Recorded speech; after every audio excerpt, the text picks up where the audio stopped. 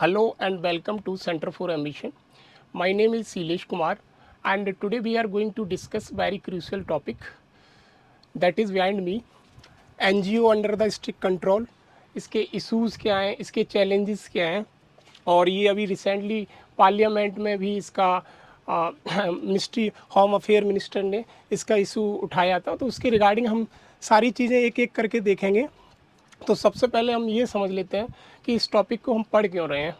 जैसे कांट की एक बात मुझे याद आ गई। कांट ने कहा था कि knowledge start from the sense, proceed with the understanding and and with the reason. तो हमें इसका रीज़न समझना है कि हम इस टॉपिक को पढ़ क्यों रहे हैं। तो रीज़न समझने के लिए हम ये ऐसे देख सकते हैं कि हमारे जीएस सेकंड में क्लियरली मेंशन है एनजीओ टॉपिक, गवर्नेंस टॉपिक में एनजीओ, इनफॉर्मल ऑर्गेनाइजेशन। और अगर ये जीएस 2 का तो है ही है, जीएस 2 में इसके अलावा ये अगर इंटरनल सिक्योरिटी का भी टॉपिक बन जाता है। इंटरनल सिक्योरिटी में क्योंकि एनजीओज़ वगैरह गवर्नमेंट कह रही है कि एंटी एक्टिविटीज़ करते हैं एनजीओ फंडिंग लेके, तो इस टॉपिक को हम दोनों पॉइंट ऑफ व्यू से देखेंगे। We will discuss all the detail regarding the NGO and government point of view and the opposition point of view. तो देखते हैं एक एक करके सारी चीज़ें। इसमें हमें पढ़ना क्या है। सबसे पहले तो हम ये देखते हैं कि पहले एक इसेंस तैयार कर लेते हैं, प्रीफेस तैयार कर लेते हैं इस टॉपिक का, कि इस टॉपिक में हमें पढ़ना क्या है।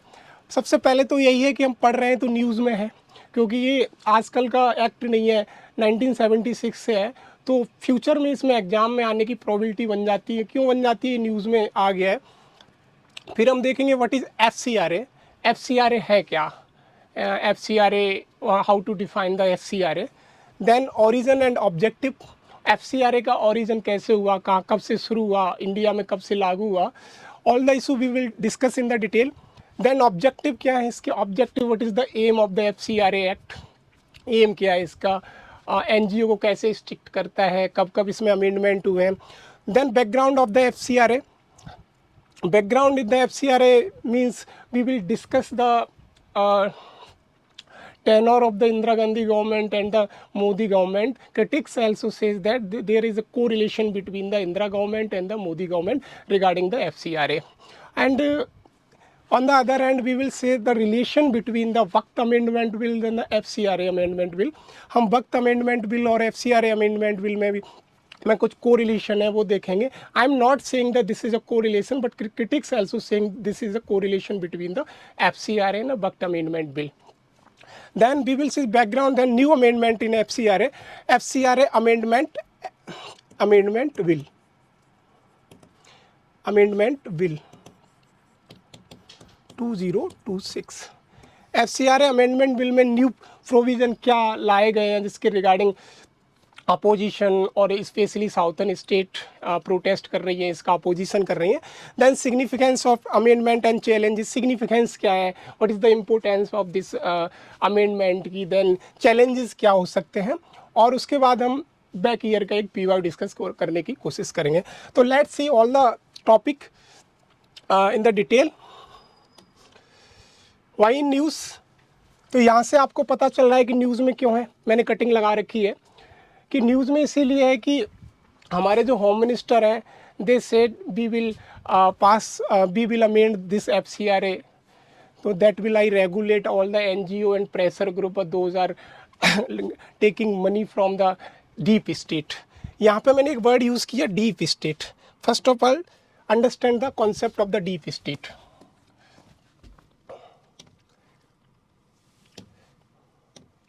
Deep state, what is deep state? ये डीप स्टेट बहुत से आर्टिकल में, बहुत से न्यूज़पेपर में आपको डीप स्टेट मिलेगा। तो हम सबसे पहले बिल को डिस्कस करने से पहले एक समझ लेते हैं डीप स्टेट क्या होता है। तो डीप स्टेट का मतलब ऐसे समझिए, ऐसी कोई बॉडी, फॉरनर बॉडी, ऐसी कोई फॉरनर बॉडी जो NGO को फंड करती है बाहर से।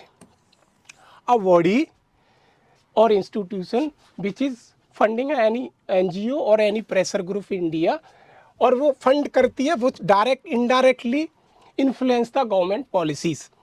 डीप स्टेट का मतलब सीधा सा ये हुआ, एनी इंस्टीट्यूशन, बॉडी या फिर कोई इंडिविजुअल जो एनजीओ, प्रेशर ग्रुप और जितने भी इनफॉर्मल ऑर्गेनाइजेशन हैं इंडिया में, उनको फंड करती है। उसका फंड करने का एम क्या होता है? Influence the policy of the government, government की पॉलिसी को कैसे प्रभावित किया जाए।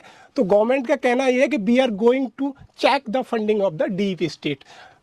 हमारे होम मिनिस्टर अमित शाह जी ने यही वर्ड यूज़ किया था कि हमारे जो बिल है, जो नया बिल हम ला रहे हैं अमेंडमेंट करके, उसमें हमारा मेन ऑब्जेक्टिव यही है, we are going to check the funding of the deep state.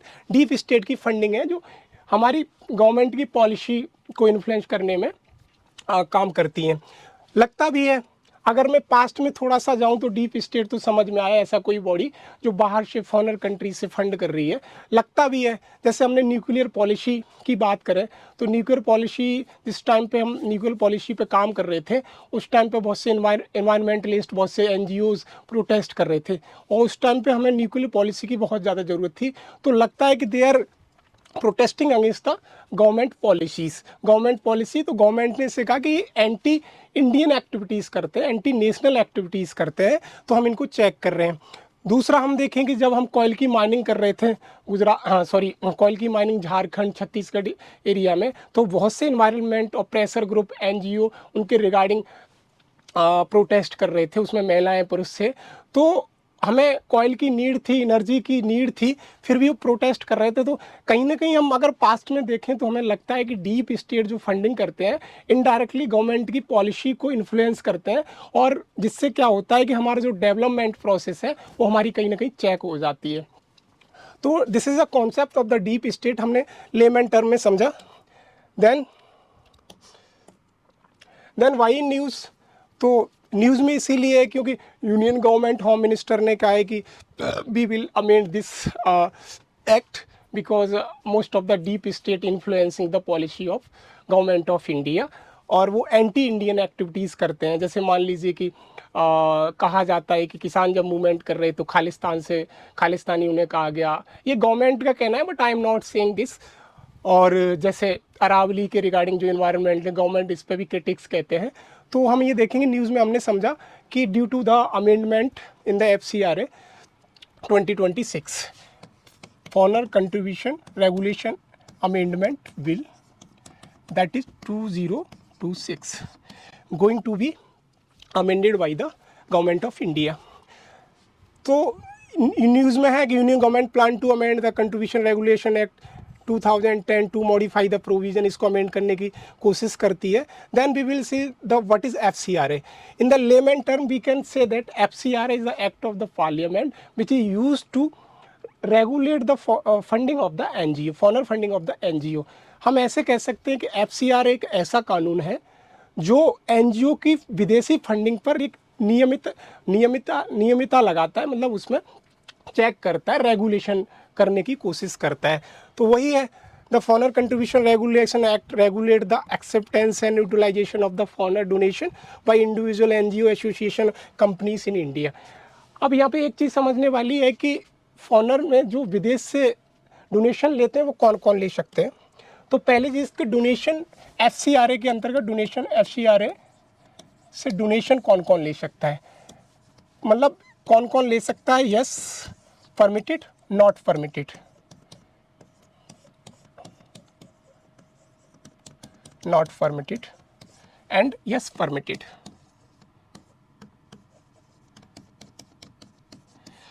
Permitted की बात करें कि कौन कौन ले सकता है, तो जितने भी NGOs हैं, NGO those are registered within the Societies Act and Companies Act 2013। NGOs ले सकते हैं। कोई भी इनफॉर्मल बॉडी है that are registered within the ambit of the act, और कोई भी प्रेशर ग्रुप है, pressure group, pressure group in the sense of SSG भी हो सकता है, कोई भी प्रेशर ग्रुप हो सकता है, स्टूडेंट यूनियन हो सकती है, फार्मर यूनियन हो सकती है। Lot of pressure group are working in India. As per the planning commission approx 1087 lakh NGOs working in India, NGO है। प्लानिंग कमीशन का एक पोर्टल है, दर्पण पोर्टल, उस पर अगर जाके आप देखेंगे तो वहाँ पे आप पाएंगे कि इंडिया में अप्रॉक्स 1087 लाख NGO रजिस्टर्ड हैं। तो बहुत सारे एनजीओ अलग अलग नाम से हैं। देन परमिटेड है, नॉट परमिटेड कौन है, जो ले नहीं सकते हैं। कोई भी news editor, specially news editor नहीं ले सकता, any news editor, news editor, news editor नहीं ले सकता। और कोई भी एमपी एमएलए, गवर्नमेंट सर्वेंट नहीं ले सकता, कोई भी गवर्नमेंट सर्वेंट। देन जब इनिशियल फेज में जब ये आया था तो इसमें एक प्रोविज़न था कि पॉलिटिकल पार्टीज़ नहीं ले सकती हैं, लेकिन अब पॉलिटिकल पार्टीज़ ले रही हैं, वो हम समझेंगे। पॉलिटिकल पार्टीज़ का दूसरा फंडा अपना लिया, वो केस हम समझेंगे। इनिशियल में इसमें पॉलिटिकल पार्टीज़ नहीं ले सकती थी।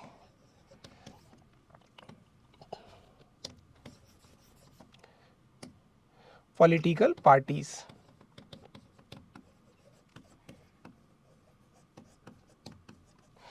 तो इससे हमें ये पता चलता है कि हमारा जो फॉनर एफसीआर है उसके तहत कौन कौन फंडिंग ले सकता है, कौन नहीं ले सकता। जैसे ले सकते हैं एनजीओस, ले सकते हैं इनफॉर्मल ग्रुप, ले सकते हैं lot of pressure group exist in India, वो ले सकते हैं।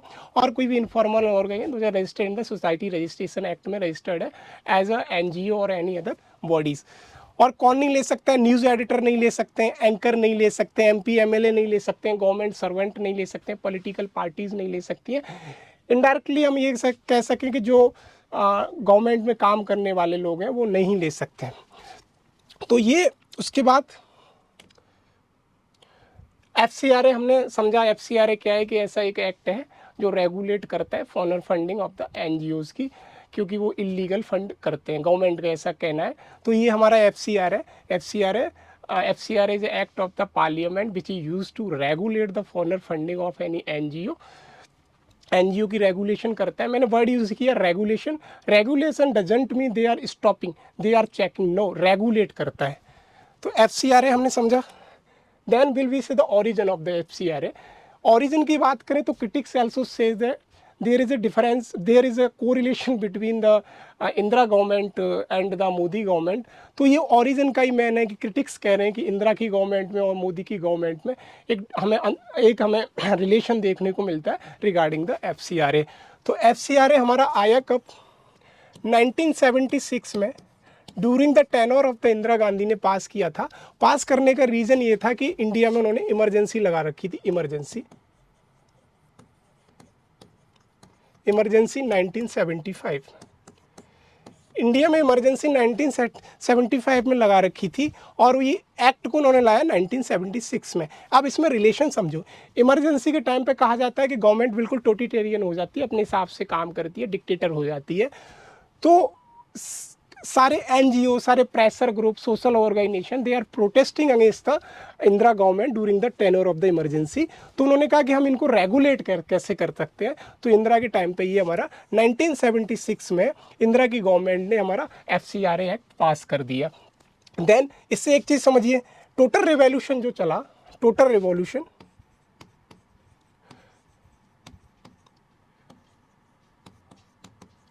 Total revolution 1974, total revolution JP movement जो चलाया था इंदिरा की गवर्नमेंट के खिलाफ चलाया गया था।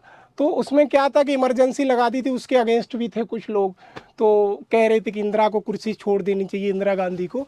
तो कह सकते हैं कि ये जितने भी उन्हें लग रहा था कि जो भी ये लोग प्रोटेस्ट कर रहे हैं they are funded from the foreign agencies. Foreign agency से किया है, तो उन्होंने एक नया एक्ट लाया जिसे हमने बोला फॉरेन कंट्रीब्यूशन रेगुलेशन एक्ट। इतना हमने समझा कि इसका ओरिजिन 1976 में इंदिरा के गवर्नमेंट पे हुआ, इंदिरा के टाइम पे हुआ था, क्योंकि उन्होंने इमरजेंसी लगा रखी थी। और टोटल रिवॉल्यूशन, बहुत सारे ऐसे मूवमेंट हुए थे टोटल रिवॉल्यूशन का, तो मैंने एक छोटा सा एग्जाम्पल ले लिया। Then we will see the objective. Objective से तो आपको समझ में आ गया होगा, तब से हम डिस्कस कर रहे हैं to regulate the foreign funding. Objective क्या है हमारा इसका, कि जितनी भी हमारे पास फॉरेन फंडिंग आ रही है, एनजीओ को दे रहे हैं, प्रेशर ग्रुप को दे रहे हैं, इनफॉर्मल ग्रुप को दे रहे हैं, उन्हें हमें रेगुलेट करना है कि वो नेशनल एंटी नेशनल एक्टिविटीज़ में तो नहीं लगा रहे हैं। तो इसका ऑब्जेक्टिव क्या है, टू रेगुलेट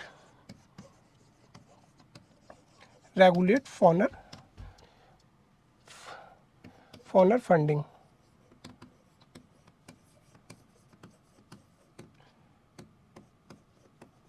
फॉरेन फंडिंग को हमें रेगुलेट करना है, विदेश से जो डोनेशन ले रहे हैं एनजीओ उन्हें रेगुलेट करना है, ना कि हमें बिल्कुल रोकना है।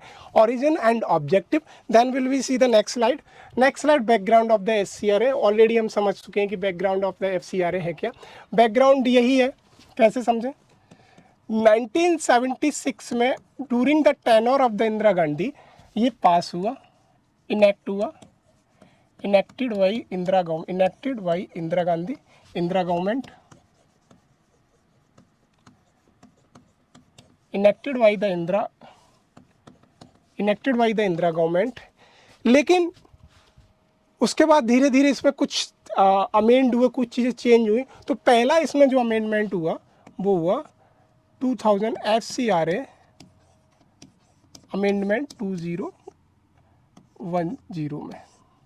2010 में पहला अमेंडमेंट हुआ, तभी से इसको हमने पूरी तरह एफसीआरए अमेंडमेंट एक्ट 2010 के नाम से, अगर आप न्यूज़पेपर में भी आएंगे तो यहीं से आता है, क्योंकि यहाँ पे एक इनेक्ट हुआ था लेकिन गवर्नमेंट ने इसे यहाँ पे बहुत ज़्यादा इन्फोर्सेबल 2010 से बना दी। इसलिए हम एफसीआरए हमारा जो आता है फॉरेनर कंट्रीब्यूशन रेगुलेशन एक्ट 2010, यहीं से हमारा एक इन्फोर्सेबल अच्छी तरह से हुआ। उससे पहले इन्फोर्सेबल था बट पार्शली होता था, नहीं होता था, लेकिन गवर्नमेंट ने यहाँ पे ज़्यादा बहुत ज़्यादा रिजिड बना दिया इस एक्ट को। कैसे रिजिड बना दिया गवर्नमेंट ने? पहला तो इसमें ये कहा कि 5 year tenure of registration, 5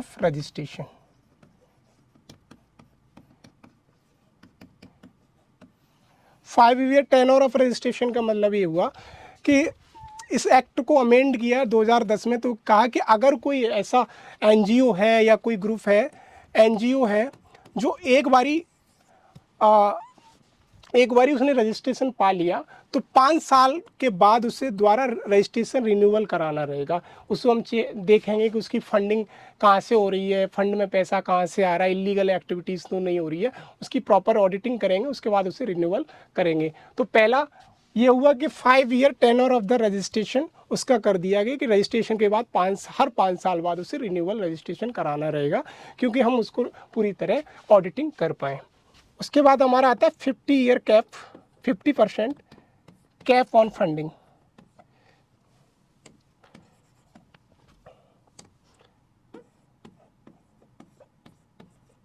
cap on funding, इसको समझो। ये 2010 में अमेंडमेंट हो रहे हैं कि पहला हुआ हमारा 5 ईयर टेन्योर और दूसरा है 50% कैप ऑन फंडिंग। 50%, 80 लग रहा है, दैट इज 50%। इसका मतलब ये हुआ कि मान लीजिए कि अगर कोई एनजीओ को विदेश फॉरेनर कंट्रीज से पैसा मिला, तो उसने कहा जितना टोटल पैसा मिला है किस पर्पज़ से मिला है। मान लीजिए एजुकेशन पर्पज़ से मिला है, या फिर एजुकेशन पर्पज़ से मिला है, या फिर हेल्थ पर्पज़ से पैसा मिला है, कोई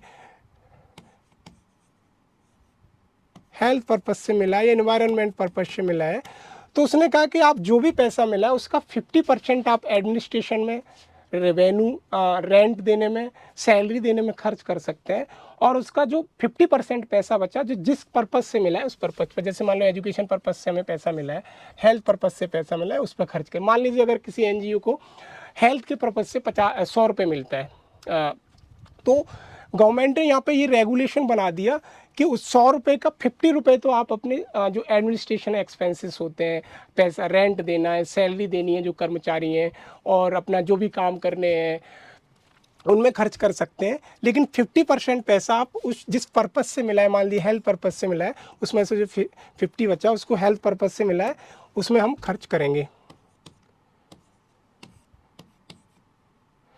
इतना समझा कि 50% कैप कैसे लगाया। आगे हम देखते हैं, ये बैकग्राउंड ऑरिजिन के बाद हमारा 2010 में आए पे कैप लगा दिया। देन फर्दर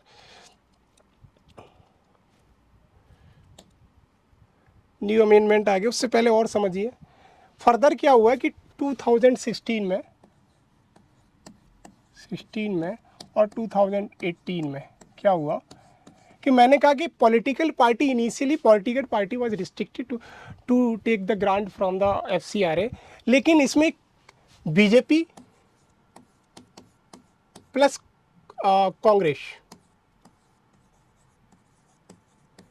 कांग्रेस फंड ले रही थी। एक वेदांता एंटिटी है, वेदांता लंदन बेस्ड एक एजेंसी है या एंटिटी है, उससे बीजेपी और कांग्रेस फंड ले रही थी। लेकिन इसका एक प्रोविज़न कैसा कहता है कि पॉलिटिकल पार्टी फंड नहीं लेगी। तो यहाँ पे जब जो हमारे क्या नाम है एनजीओ वगैरह को पता चला कि political party are taking the fund, लेकिन हम नहीं ले सकते हैं, मतलब कुछ नहीं ले सकते, हम पे रेगुलेशन लगाए जा रहे हैं, लेकिन पॉलिटिकल पार्टी ले रही हैं। तो जब ये डिसीजन सुप्रीम कोर्ट में गया तो सुप्रीम कोर्ट ने पॉलिटिकल पार्टी को रिस्ट्रिक्ट कर दिया कि पॉलिटिकल पार्टी नहीं ले सकती है, क्योंकि हमारा जो ओरिजिनल एक्ट है वो कहता है कि पॉलिटिकल पार्टी नहीं ले सकती हैं। तो गवर्नमेंट ने, ये 2016 का केस है, गवर्नमेंट ने क्या किया, गवर्नमेंट ने ये किया कि इसमें एक सब्सिडरी क्लॉज ला दिया। सब्सिडरी क्लॉज कैसा लाया गवर्नमेंट ने, इसको एफसीआरए को अमेंड किया 2018 में, इसमें एक क्लॉज लाया सब्सिडरी क्लॉज। सब्सिडरी क्लॉज मैं आपको थोड़ा सा हिस्ट्री बताने की कोशिश कर रहा हूँ, otherwise this is not useful for the exam point of view, उतना नहीं पूछे और रिसेंट ट्रेंड पूछता है। सब्सिडरी क्लॉज क्या कहता है, गवर्नमेंट ने इसमें सब्सिडरी क्लॉज इसीलिए ला दी, उसने कहा कि वेदांता की जो एक एंटिटी है ना दूसरी वाली, वो इंडिया में सिचुएटेड है, इंडिया में है। तो अगर कोई ऐसा एंटिटी या ऐसी कोई संस्था जिसकी एक संस्था विदेश में है, एक इंडिया में है, तो हम उससे फंड ले सकते हैं। Political parties now allowed to take the fund of FCRA on the basis of the subsidiary clause. तो यहाँ पे 2018 में अमेंड किया गया एफसीआरए को, उसमें एक सब्सिडरी क्लॉज ला दिया गया कि अगर ऐसी कोई एंटिटीज़ है जो फॉरेनर में है, जैसे मान लीजिए वेदांता ग्रुप है, उसकी एक एंटिटी इंडिया में भी है, तो वो फंड ले सकती है क्योंकि उसमें सब्सिडरी उसकी एक इंडिया में है। तो ये हमारा 2018 का। Then will we move toward the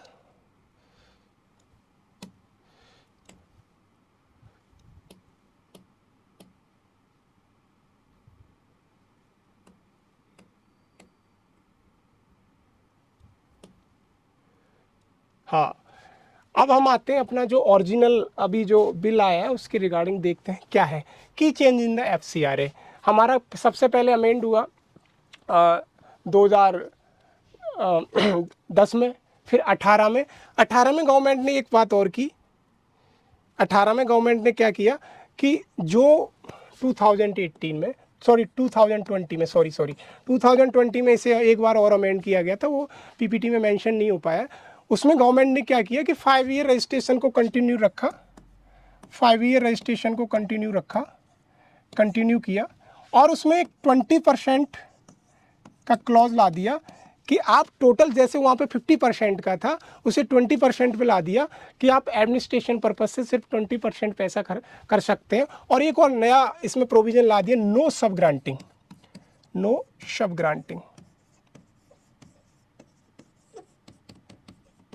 इसका मतलब क्या, नो सब ग्रांटिंग ये 2020 का जो अमेंडमेंट था उसको हम देख रहे हैं। पहला तो 5 ईयर का जो टेन्योर था रजिस्ट्रेशन का, रिन्यूअल रजिस्ट्रेशन का, वो कंटिन्यू रखा। पहले जो 50% था उसको गवर्नमेंट ने 20% कैप लगा दिया कि 20% आप एडमिनिस्ट्रेशन पर्पस से कर सकते हैं, उसके अलावा आपको जिस पर्पस से पैसा मिला है उसी पर्पस पे खर्च करेंगे। फिर हमारा आया है कि नो सब ग्रांटिंग। इसका मतलब क्या हुआ कि मान लीजिए कि कोई एनजीओ है रजिस्टर्ड इन इंडिया, और एक सेकंड एनजीओ, वो भी रजिस्ट्रेशन है, ए एनजीओ है, बी एनजीओ है। अगर इस एनजीओ को फॉरेनर से, अगर विदेश से कोई ग्रांट मिली, मान लीजिए कितने 100 रुपये की, तो पहले क्या था, 2020 से पहले ये सब ग्रांटिंग कर देता था इसे बी एनजीओ को। अगर इसके पास ग्रांट नहीं मिल रही है, 20 रुपये दे दिया, 30 रुपये दे दिया, उसका वो अपने हिसाब से। तो अगर गवर्नमेंट ने क्या किया कि अगर मान लीजिए गवर्नमेंट ने अगर ऐसा किया होता कि ये एनजीओ, गवर्नमेंट ने चेक कर रखा है, रोक रखा है कि इसकी अकाउंटिंग या इलीगल एक्टिविटी को हम रोकना चाह रहे हैं, तो इनडायरेक्टली देखा जाए तो ये एनजीओ सब ग्रांटिंग बी एनजीओ को कर रहा है। तो न, अभी तो गवर्नमेंट ने एनजीओ ए को अभी क्या ना चेक कर रखा है कि उसके फंक्शनिंग को रोक रखा है कि हम इसकी अकाउंटिंग करेंगे, इलीगल फंडिंग, इलीगल मतलब काम तो नहीं करें, एंटी नेशनल एक्टिविटीज़ में लिप्त तो नहीं है। लेकिन ये क्या कर रहा है, इनडायरेक्टली बी को फंड कर रहा है। तो बी अब किस पर्पज से खर्च कर रहा है वो देखने की बात है। तो यहाँ पे इस 2020 में आया कि नो सब ग्रांटिंग, कोई भी एनजीओ को अगर एक बार ग्रांट होगी तो वही एनजीओ खर्च कर पाएगा, और अगर नहीं कर पाएगा तो वो गवर्नमेंट उसको एक्टिविटीज़ को देखेगी। तो 2020 का हमने देखा। देन की चेंजेस इन FCRA 2026। FCRA 2026 में क्या चेंजेस हैं उनको हम देखने की कोशिश करेंगे। पहले तो एक सबसे इम्पोर्टेंट वर्ड है, it introduce the designated authority. ये वर्ड पकड़िए, मेन वर्ड यही है।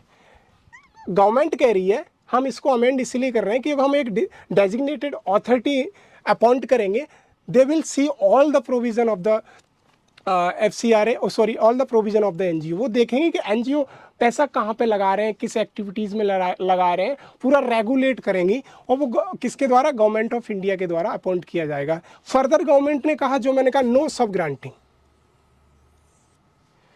उसने कहा कि सब ग्रांटिंग बिल्कुल नहीं होगी और हमें एडमिनिस्ट्रेशन एक्सपेंसेस आप जो कर रहे हैं उनकी क्लियर डेफिनेशन हम बताएंगे। क्लियर वो कर क्या रहे हैं, आप रेंट में कितना दे रहे हैं। मतलब यहाँ से गवर्नमेंट कह रही हम ऑडिट करेंगे, ऑडिटिंग। गवर्नमेंट कह रही है कि हम आपका जो एक्सपेंसेस हो रहे हैं, आप कह रहे हैं एडमिनिस्ट्रेशन पर्पस से आप कर भी रहे हैं और किसी पर्पस से कर रहे हैं, एंटी इंडियन एक्टिविटीज़ में लगा रहे हैं या कोई ऐसी पॉलिसी में लगा रहे हैं, they are against national unity and integrity. तो उन्होंने कहा, पहला देखा डेजिग्नेटेड ऑथोरिटी गवर्नमेंट बनाएगी, वो सारे function of the NGOs, pressure group, informal organization के देखेगी। दूसरा, गवर्नमेंट कह रही है कि हम सब ग्रांटिंग तो पहले से है, उससे तो बंद कर रहे हैं। उसके अलावा हम जो हमारा एडमिनिस्ट्रेशन के एक्सपेंसेस हैं उनको भी रेगुलेट करेंगे।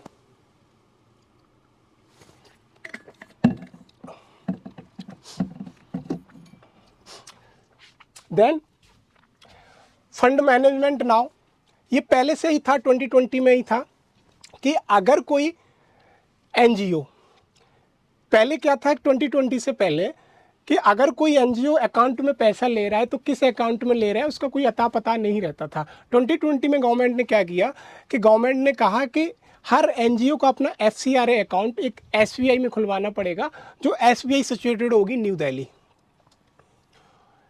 गवर्नमेंट ने कहा, दोबारा से समझो क्योंकि ये बहुत ज़्यादा इंपॉर्टेंट है, ये अब मेंस में भी काम में आने वाले हैं और PT में तो शायद कोई स्टेटमेंट आ जाए इनमें से। गवर्नमेंट ने कहा कि अगर कोई NGO या कोई entity that is funded by the foreigner companies और इंडिविजुअल, उसको SBI में एक FCRA अकाउंट खुलवाना पड़ेगा, जो FCI की कौन सी ब्रांच में, न्यू दिल्ली की ब्रांच में।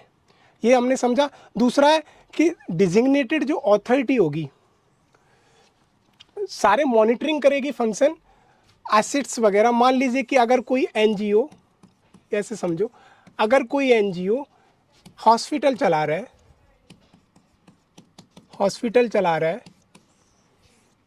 अगर कोई NGO हॉस्पिटल चला रहा है, गवर्नमेंट को लग रहा है कि ये हॉस्पिटल के अलावा इलीगल फंडिंग इन्हें मिल रही है और ये एंटी नेशनल एक्टिविटीज़ में लगा रहे हैं, तो गवर्नमेंट ने क्या किया कि इस NGO को रजिस्ट्रेशन कैंसिल कर दिया। Cancel the registration of the NGO। एक सर्टेन NGO को कैंसिल कर दिया, लेकिन उस NGO का ऑलरेडी हॉस्पिटल चल रहा है, तो गवर्नमेंट का जितनी भी इनकी एसेट्स होंगे, प्रॉपर्टी होगी, हम ले लेंगे। मतलब एक जो डिजिग्नेटेड अथॉरिटी है वो इसे पूरी को एकदम ले लेगी। समझ में आ रहा है कि गवर्नमेंट कह रही है कि तुम्हारे जितने भी एसेट्स हैं, अगर हमने पाया आपको इरेगुलर एक्टिविटीज़ कर रहे हैं, तो जितने भी तुम्हारे एसेट्स हैं, फॉरेनर से जितना भी फंड आया है, पैसा आया है SBI अकाउंट में, हम उन सबको जब्त कर लेंगे। Then special pro regarding the religious undertaking minority. इस प्रोविज़न को मैंने अपनी तरफ से थोड़ा सा समझाने की कोशिश कर रहा हूँ। गवर्नमेंट माइनॉरिटी को इसलिए कर रही है कि गवर्नमेंट को लगता है कि जो माइनॉरिटी, जैसे क्रिश्चियन मिशनरीज़ के केसेस केरला में आते हैं, या मान लीजिए कि रिगार्डिंग द मुस्लिम केसेस जो आते हैं, तो गवर्नमेंट को लगता है कि माइनॉरिटी को जो एक्सटर्नल ऑर्गेनाइजेशन है वो फंड करती हैं, वो एंटी नेशनल एक्टिविटीज़ चलाती हैं। तो ये 3 से 4 मेन पॉइंट हैं की changes in FCRA, foreigner contribution regulation act. पहला तो डिजिग्नेटेड अथॉरिटी है, गवर्नमेंट ऑफ इंडिया अपॉइंट करेगी। दूसरा, सब ग्रांटिंग बिल्कुल नहीं होगी, और सब ग्रांटिंग के अलावा गवर्नमेंट कह रही है कि एडमिनिस्ट्रेशन एक्सपेंसेस की हम एक क्लियर डेफिनेशन देंगे, जिससे हमें पता चले कि आप पैसा किस पर्पज़ से और कहाँ पे लगा रहे हैं, तो हम उसको पैसे को रेगुलेट कर पाए। देन डेजिग्नेटेड अथॉरिटी होगी, वो जितने भी, अगर हमें पता चला कि अगर कोई NGO या कोई इंस्टीट्यूशन, इनफॉर्मल इंस्टीट्यूशन वो इलीगल एक्टिविटीज़ में, एंटी नेशनल एक्टिविटीज़ में है, तो उसका रजिस्ट्रेशन कैंसिल कर दिया जाएगा। पहले क्या था कि रजिस्ट्रेशन कैंसिल होता था, उसके 180 डेज़ में उसे मौका मिलता था वो अपनी बात रख पाए, लेकिन उसके जो हॉस्पिटल और जितने भी वेलफेयर के लिए हाँ संपत्ति वगैरह जो थे ना वो चलते रहते थे। यहाँ पे गवर्नमेंट ये कह रही है कि हम जितने भी उसके एसेट्स हैं, जो हॉस्पिटल हैं, फंड हैं, वो सारे हम जब्त कर लेंगे। और दूसरा प्रोविज़न है रिलीजियस माइनॉरिटी का, जो इंडिया में समय समय पर प्रोटेस्ट हो रहा है, उसको भी गवर्नमेंट यहाँ से कहीं ना कहीं रोकने की बात कर रही है। अब इस क्लॉज से एक चीज़ समझ में आ रही है, क्रिटिक्स जो लोग क्रिटिक्स कर रहे हैं, they are saying that there is a relation between the Waqf amendment bill and the FCRA amendment bill. Why they are saying this? Because government is targeting the specially minority on Waqf Amendment Bill and FCRA Amendment Bill. Minority is here talking about the Kerala missionaries Christian, और वक्त amendment bill में हम बात कर रहे हैं specially the Muslims की। तो critics, I am not saying this, but they are critics saying this, there is a relation between the Waqf amendment bill then FCRA amendment bill. ये की चेंजेस हैं। देन अपोजिशन का कंसर्न है कि भाई हम जो मिसयूज़, अपोजिशन का कंसर्न ये है कि आप इसको रेगुलेट कर देंगे तो आपकी जब मर्जी आएगी तब इसका यूज़ करेंगे, किसी भी NGO को अपने अंडर ले लेंगे, उसके फंड आप टेक ओवर कर लेंगे। दूसरा ये है कि एक्सेसिव गवर्नमेंट कंट्रोल, गवर्नमेंट इतना ज़्यादा कंट्रोल में है कि NGO अगर कोई काम करने से पहले 4 बार सोचेंगे हम ये काम करें, और हमेशा उनके अंदर डर का माहौल बना रहेगा, गवर्नमेंट चाहे तब हमें कंट्रोल में ले सकती है। फिर उनका ये भी कहना है कि this is the violation of the fundamental right. वो violation of the fundamental right क्यों कह रहे हैं? वो इसलिए कह रहे हैं कि NGO banana is the part of the fundamental right under the article 19। तो वो कह रहे हैं कि हमारा फंडामेंटल राइट है, तो गवर्नमेंट कहीं ना कहीं हम NGO फंडामेंटल राइट हमारा कहीं ना कहीं वायलेशन हो रहा है। देन रेगुलेशन डिस्करेजिंग एक्टिविटीज़, मतलब गवर्नमेंट कह रही है कि डिस्करेज, एक मिनट, रेगुलेशन डिस्करेजिंग एक्टिविज्म, वो गवर्नमेंट ये कह रही है कि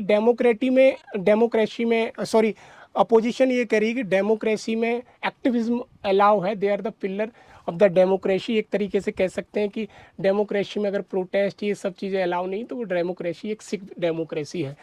तो यहाँ पे अपोजिशन का कंसर्न है कि जो इनडायरेक्टली गवर्नमेंट क्या कर रही है कि जो एक्टिविज्म है, सोशल एक्टिविज्म है, जो सोशल एक्टिविस्ट हैं, NGOs हैं, उनको कहीं ना कहीं रेगुलेट करने का काम कर रही है। और जो फ्री रिपोर्टिंग करते हैं, गवर्नमेंट की कुछ नाकामियां दिखाने की कोशिश करते हैं, मान लीजिए अगर कोई ट्राइबल एरिया में तो वहाँ पे कोई NGO काम कर रहा है तो गवर्नमेंट के सामने आ जाता है, तो वो कह रहे हैं कि गवर्नमेंट अपनी नाकामी छिपाने के लिए इन सब चीज़ों को ला रही है। They are opposition concern. Then flagging illegal flow, government का कंसर्न क्या है, गवर्नमेंट क्या कह रही है? इस तरफ हमने समझा कि अपोजिशन का कंसर्न क्या है कि मिसयूज़ करेगी गवर्नमेंट, बहुत ज़्यादा एक्सेस कंट्रोल हो जाएगा, violation of the fundamental right होगा, रेगुलेशन डिस्करेज, ये सब गवर्नमेंट का कंसर्न ये है। गवर्नमेंट कह रही है कि illegal flow of the money को हम रोकेंगे, कि मनी इलीगल आ रहा है, illegal money in anti national activities में NGO लगा रहे हैं। देन नो मिसयूज़ और सिक्योरिटी, मैंने कहा सिक्योरिटी का कंसर्न है गवर्नमेंट के पास कि पैसा मिसयूज़ करते हैं ये लोग। Man anti Indian activities. दूसरा एडमिनिस्ट्रेशन इफ़िशियंसी, उन्होंने कहा एडमिनिस्ट्रेशन का वो था कि हम एडमिनिस्ट्रेशन इफ़िशियंसी बढ़ाने की काम कर रहे हैं, कि NGO को हम रेगुलेशन करेंगे तो एडमिनिस्ट्रेशन का अच्छे से काम करेगा। और लास्ट में जो मैंने बार बार बोल रहा हूँ एंटी इंडियन एक्टिविटीज़, तो यही है। अब देखो, मैंने कहा कि there is a relation between the Indira government and the Modi government. तो यहाँ से एक रिलेशन में क्रिटिक्स कहते हैं कि यहाँ से एक रिलेशन देखने को मिलता है इंदिरा एंड मोदी। कैसे? कि जब आप गवर्नमेंट के खिलाफ कोई भी प्रोटेस्ट करोगे, कोई भी कैंपेन लाओगे, तो आपको एंटी इंडियन एक्टिविटीज़ कह के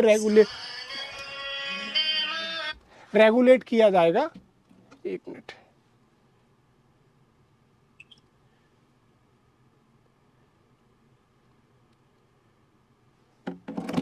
एंटी इंडियन एक्टिविटीज़ कह के रेगुलेट किया जाएगा। इस एक्ट का ओरिजिन इंदिरा के टाइम से हुआ, लेकिन ये मोदी के टेन्योर में 2016 में हुआ, 2016 में हुआ, 2018 में हुआ, 2020 में हुआ और ये 2026 में बार बार अमेंडमेंट हो रहा है। तो जो क्रिटिक्स हैं वो कह रहे हैं कि गवर्नमेंट कहीं ना कहीं इंदिरा के, मोदी की गवर्नमेंट इंदिरा के पैरों पर चलने की कोशिश कर रही है कि देश में जब भी कोई कैंपेनिंग प्रोटेस्ट होती है गवर्नमेंट के खिलाफ तो उसे एंटी इंडियन एक्टिविटीज़ का नाम देकर उसे रेगुलेट करने की कोशिश करती है। सिग्निफिकेंस ऑफ द अमेंडमेंट क्या है, ये अमेंडमेंट ज़रूरी क्यों है हमारे लिए? ये ज़रूरी इसीलिए कि स्ट्रॉन्गर रेगुलेटरी फ्रेमवर्क एनजीओ को रेगुलेटरी फ्रेमवर्क के अंदर लाएगा, थोड़ा ज़्यादा स्ट्रॉन्ग कर देगा, क्योंकि वो एक इलीगल एक्टिविटीज पूरी तरह से चेक लगा लेगा। Concern of the national security है, हाँ नेशनल सिक्योरिटी है, मैंने कहा जो डीप स्टेट है वो फंडिंग करती हैं, जैसे नक्सलिज्म का काम हो गया और खालिस्तानी मूवमेंट हो गया, जितने भी मूवमेंट चलते हैं, साइन बाग में भी मूवमेंट कहा जाता है, गवर्नमेंट कह रही थी वो चल रहा था, तो वो डीप स्टेट उन्हें फंडिंग कर रही थी। और वो कहते हैं गवर्नमेंट कह रही सी गुड गवर्नेंस एंड अकाउंटेबिलिटी, कि हम एनजीओज़ की और जितने भी ग्रुप हैं उनकी हम गुड गवर्नेंस और अकाउंटेबिलिटी तय करेंगे कि they are taking the money from the foreign entity but they are not expending the money on the health, education और जिस पे वो पैसा ले रहे हैं। तो good governance accountability to counter deep state funding, मैंने बार बार डीप स्टेट फंडिंग बोल रहा हूँ। डीप स्टेट फंडिंग जो मैंने पहले समझाया कि डीप स्टेट फंडिंग को रोकने की बात कर रहे हैं, डीप स्टेट फंडिंग रुक जाएगी। मतलब डीप स्टेट फंडिंग ऐसे मान लीजिए कोई कनाडा में बैठा है और कनाडा से इंडिया को फंड कर रहा है, इंडिया के लोगों को फंड कर रहा है, उसका काम है सिर्फ एंटी नेशनल एक्टिविटीज़ करना, लोगों को भड़काना, पैसा देना, ये सब, तो वो फंडिंग होगी। और एनजीओ पे एक चेक एंड बैलेंस रहेगा कि एनजीओ एक चेक एंड बैलेंस में काम करना पाएंगे। देखो ये एक डेटा है कि फॉरेन फंडिंग क्या है, कि पहले 16,000 करोड़ इतनी से इतने पे आ गई फंडिंग, ये हम रेगुलेट कर रहे हैं तो फंडिंग कम हो जाती है। तो कहीं ना कहीं हमें इसका पर्पस समझ में आ रहा है कि जैसे ही हम इसको रेगुलेट करते हैं तो फंडिंग कम हो जाती है। इसका मतलब जो इलीगल एक्टिविटीज़ में पैसा लग रहा था वो कम हो जाता है। अगर तो गवर्नमेंट कह रही हाँ अगर आप सोशल वेलफेयर के काम कर रहे हैं तो आप हमें बताइए, हम आपको अकाउंटिंग कर रहे हैं, हमें कोई फरेज नहीं है, लेकिन आप एंटी इंडियन एक्टिविटीज़ में कोई पैसा लगा रहे हैं तो हम रेगुलेट करेंगे। तो यहाँ से हम एक डेटा, एक क्रोनोलॉजी समझने को मिलती है कि पहले इतना पैसा आ रहा था 10,000 करोड़ समथिंग एनजीओज़ के पास, प्रेशर ग्रुप के पास, और ये इतना रह गया 16,000 से लेके 10,000 तक रह गया पैसा, ये इतना कम पैसा हो गया। तो इतना हमें समझ में आ रहा है।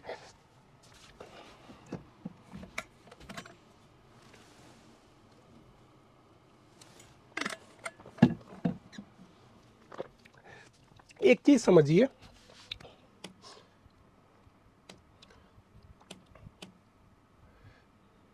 यहां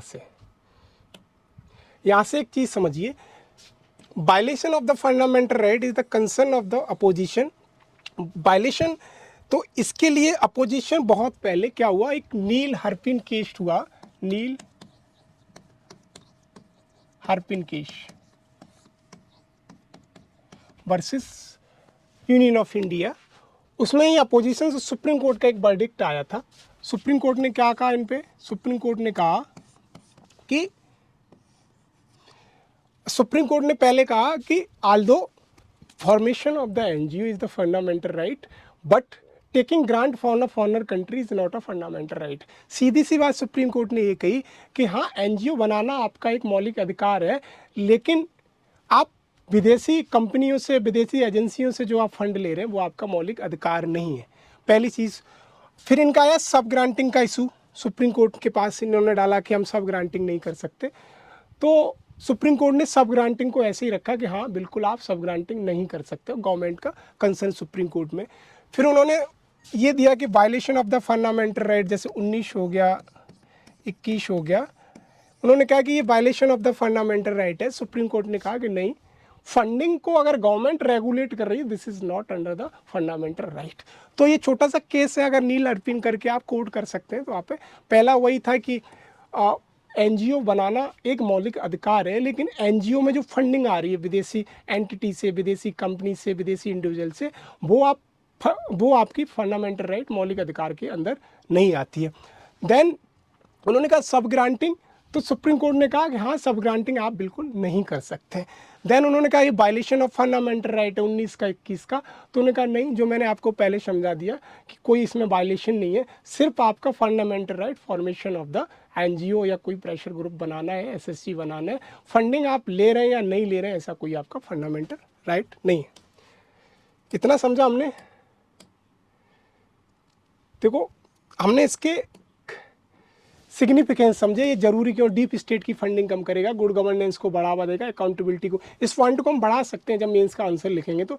स्ट्रॉन्गर रेगुलेटरी फ्रेमवर्क बताया, नेशनल सिक्योरिटी में भी काम करेगा, इंडिया की जो संप्रभुता है उस पर क्वेश्चन मार्क नहीं लगाएगा, एनजीओ को चेक करेगा और ये डेटा डाल सकते हैं। Then we will see the challenges, इस एक्ट जिस अमेंडमेंट बिल 2006 FCRA के हमारे पास चैलेंजेस क्या है। पहला चैलेंजेस तो है balance between the regulation and the freedom. Regulation और फ्रीडम के बीच में बैलेंस कैसे बनाया जाएगा, कि वो कह रहे हैं कि कोई भी एनजीओ अगर काम करेगा तो उसे थोड़ी सी तो फ्रीडम चाहिए, गवर्नमेंट उसे रेगुलेट करने की बात कर रही है, तो लोगों का कहना है कि उसमें बीच में आप बैलेंस कैसे बना पाएंगे, पहला चैलेंज है। अब कह रहे हैं, दूसरा कहना है कि एनजीओ की जो फ्रीडम है, फ्रीडम का सबसे बड़ा कंसर्न क्या है कि NGO versus government of India एक नेक्सस पैदा हो जाएगा कि एनजीओ जो भी काम करेंगे गवर्नमेंट ऑफ इंडिया उसका ऑडिटिंग करेगी, तो एनजीओ का काम करना, किस जगह काम करेंगे, किस सेक्टर में काम करेंगे, किस टाइम पे काम करेंगे, गवर्नमेंट ऑफ इंडिया डिसाइड करेगी। तो एक पॉलिटिकल पॉइंट ऑफ व्यू हो जाता है कि जो पॉलिटिकल पार्टी पावर में होगी उससे रिलेटेड या उससे कंसर्न जितने भी एनजीओ होंगे सिर्फ उन्हीं को प्रायोरिटी देगी, बाकी जो एनजीओ हैं, जो एनजीओ में हो सकता है कि जो भी पॉलिटिकल पार्टी हो उन एनजीओ को रजिस्ट्रेशन कैंसिल कर दे या रिस्ट्रिक्ट कर दे। Then impact on civil society sector, civil society sector का जो एनजीओज या जो प्रेशर ग्रुप और जो एंटिटीज़ हेल्थ में काम कर रहे हैं, एजुकेशन में काम कर रहे हैं, जैसे प्रथम है और कैलाश सत्यार्थी का बचपन बचाओ आंदोलन उनका भी है, तो आप इनको सबको रेगुलेट कर दोगे तो ये कहीं ना कहीं जितने भी एनजीओज हैं डिस्करेज होंगे काम करने के लिए, तो एक सिविल सोसाइटी पे इम्पैक्ट पड़ेगा, हेल्थ पे, एजुकेशन पे, क्यों कहा जाता है कि जहाँ पे गवर्नमेंट नहीं पहुँचती है वहाँ पे एनजीओ अपना काम करते हैं। तो ये भी एक फ़र्क, ऑपरेशनल चैलेंज है इसके कि इस एक्ट को ऑपरेशन एडमिनिस्ट्रेशन को थोड़ा बेहतर करना पड़ेगा। और ये है कि shrinking space of power voice of vulnerable में भी चेक्ड, इसका समझो, इसका ये है जो मैंने कहा कि एनजीओ वहाँ पे काम करते हैं जहाँ पे गवर्नमेंट नहीं पहुँचती है, ट्राइबल पीपल हैं, वनरेबल पीपल हैं, वुमेन्स रिलेटेड बच्चे हैं, माल न्यूट्रिशन बच्चे हैं, जैसे कैलाश सत्यार्थी का भी चलता है बचपन बचाओ आंदोलन, और उन बच्चों के लिए कर सकते हैं जो बॉन्डेज लेबर में काम करते हैं, तो गवर्नमेंट नहीं पहुंचती है। और आपने भी सुना होगा कि महाराष्ट्र में एक लड़की, पूरा परिवार उसका खदान में काम करता था, उस कैलाश सत्यार्थी ने ही निकाला था, गवर्नमेंट वहाँ पे नाकाम थी। तो वहाँ पे आप देख सकते हैं कि जो वनरेबल पीपल है उनकी वॉइस कम हो जाएगी क्योंकि उनकी वॉइस एनजीओ उठाते हैं। तो ये हमारे चैलेंजेस हैं। देन